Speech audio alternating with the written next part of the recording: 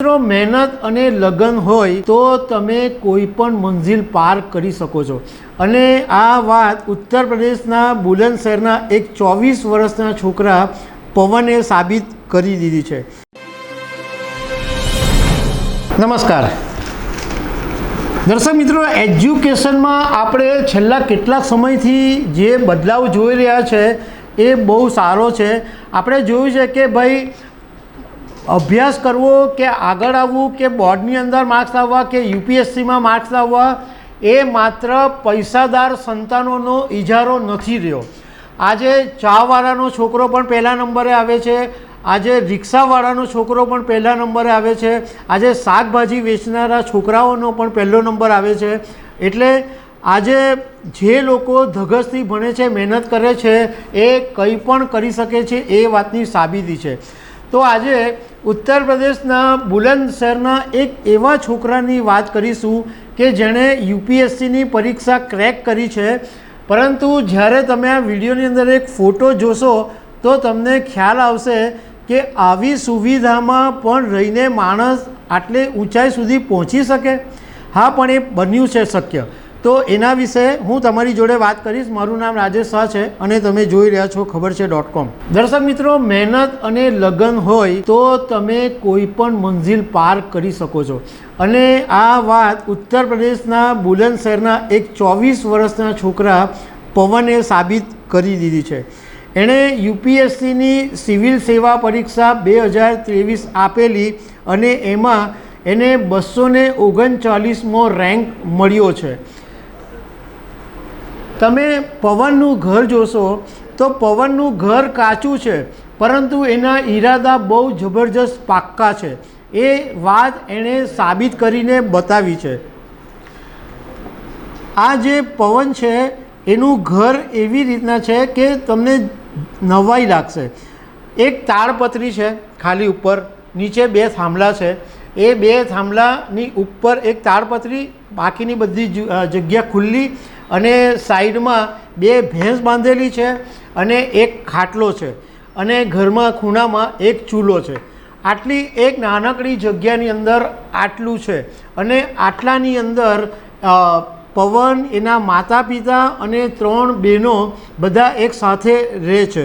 હવે પવન જ્યારે યુપીએસસીની પરીક્ષા ક્રેક કરી ત્યારે બુલંદશહેરની અંદર તો બધા બહુ જ ખુશ થઈ ગયા અને પરિવારજનોની પણ ખુશીનો પાર નથી, કારણ કે આ પવને અનેક યુવાનો માટે એક ઉદાહરણ પૂરું પાડ્યું છે કે જો તમારી પાસે સુવિધા નહીં હોય તો પણ તમે જિંદગીની અંદર આગળ વધી શકો છો અને યુપીએસસીની સિવિલ સેવા પરીક્ષા પણ પાસ કરી શકો છો।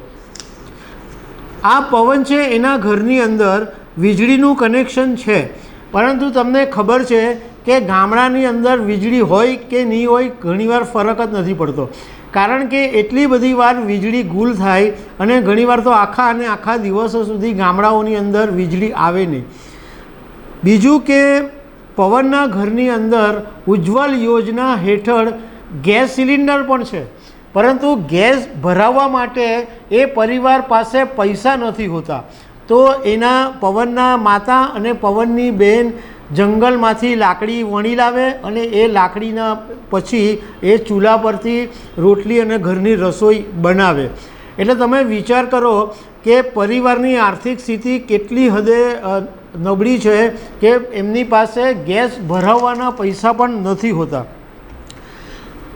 હવે એના પિતાએ મીડિયા સાથેની વાતમાં એમ કીધું કે પવનને એના ભણવા માટે એક એન્ડ્રોઈડ ફોનની જરૂર હતી, પરંતુ અમારી પાસે પૈસા હતા નહીં, તો અમે ઘરમાં બધાએ થોડા પૈસા ભેગા કર્યા અને 3200 રૂપિયાનો એક સેકન્ડ હેન્ડ એન્ડ્રોઈડ ફોન પવનને ભણવા માટે લાવીને આપ્યો।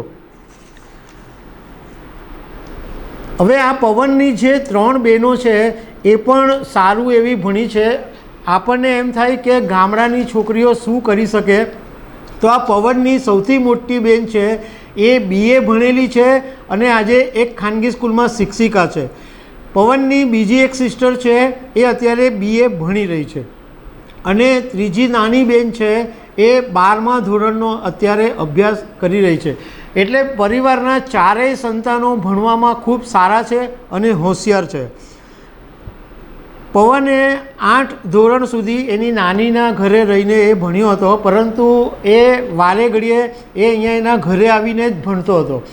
અને એ પછી એણે અલ્હાબાદ યુનિવર્સિટીમાંથી જિયોગ્રાફી પોલિટિક્સનો અભ્યાસ પણ એણે કરેલો છે.